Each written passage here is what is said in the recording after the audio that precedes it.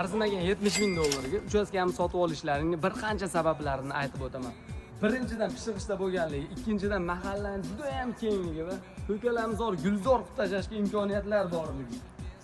Bundan tashqari Yormozor jome masjidini shundoqqina biqinida bir eshigi borligi, Yormozor Medan zapravkasining yonida yana bir eshigi borligi.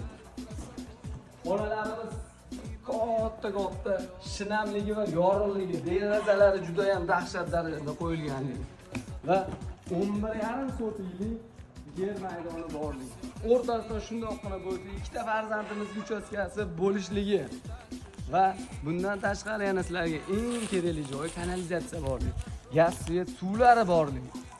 Sanaymiz bir qancha sabablar tugamaydi va to'xtamaydi.